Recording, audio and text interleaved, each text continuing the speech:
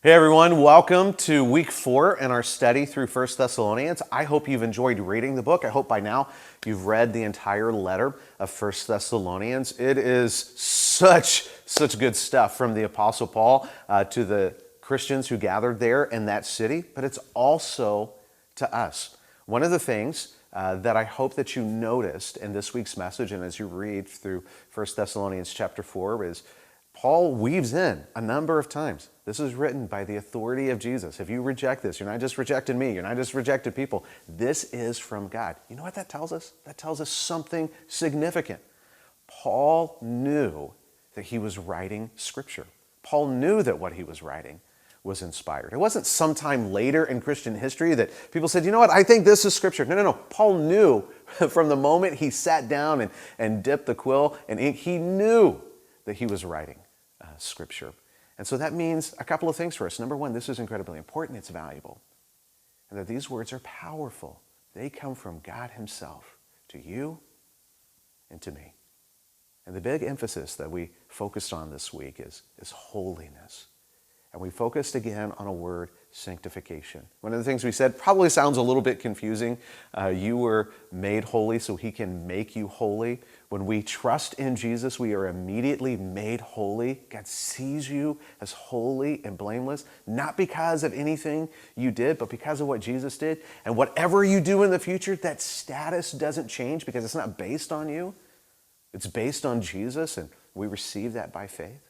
And yet, over the rest of our life, from the time we trust in Jesus until we meet him face to face, all of that time, however long or short it is a process called sanctification. It's maturing, it's growing into that status of holiness. One way to think about it is this: every aspect of our lives comes into alignment with his authority, with his character, with his likeness. Now, Paul introduces something to us in 1 Thessalonians chapter 4, and it might feel like he's getting into our business a little bit, and that's because he is. And basically, he's letting us know this, that nothing will challenge Jesus for the throne of our hearts. Now, this is going to challenge Jesus for the throne of your heart or the throne of my heart. Like two things, sex and money. Towards the end of Philippians chapter 4, he talks about money just a little bit, kind of in an applied way, but a significant chunk of 1 Thessalonians chapter 4 talks about sex. And he says, it's God's will that you be sanctified. And he immediately says next, you avoid sexual immorality. Paul is letting us know that this is one of the greatest threats, maybe the greatest threat to our pursuit, our alignment with Christ's likeness. Over 80 times throughout the New Testament, this sort of thing is talked about. It's amazing how many times Jesus talked about greed. It's amazing how many times the New Testament talks about greed and talks about sexual immorality. These things are threats to us. And Paul wants to warn us because there are natural consequences. God, I believe, will supernaturally intervene and bring consequences and punishment for when we violate that. And even though I don't totally understand it, there's a thrust in the New Testament that indicates that there is not a loss of salvation, but there is a loss of reward and a loss of capacity for joy in heaven if we violate God in this way, if we violate his good commands in this way. It is personal and it is serious. As I think about news stories that I've heard and read, and news stories you've probably heard and read about Christian leaders who've messed up in this way, that's something we should grieve. But something we should also grieve is when those sins and those failures and those abuses are covered up and not treated seriously. A serious reading of 1 Thessalonians chapter 4 means that we could never endorse that.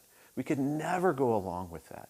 We would never say, hey, here's a part of my life, Jesus, it's given to you, and here's another part of my life, and it doesn't really live under your authority. Holiness means every aspect of us, our whole selves, are fully under the leadership and the authority of Jesus as our King. And so this is what we're going to challenge you to do as you're talking. Don't settle for taking parts of you and giving them to Jesus.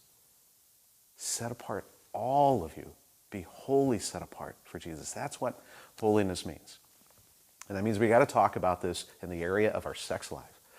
And so maybe it's going to be great for your group if you divide up, guys go with guys and the ladies go with the ladies. We want to make sure that we create the kind of environment where everybody can talk freely, people can speak vulnerably, where we have the appropriate kind of accountability and encouragement with each other. But let's lean in. Let's talk about this, because this isn't just the words from Paul to us. These are the words of God to you and to me. And there is value and there is power in it for us. I hope you have a fantastic conversation. We'll see you next week.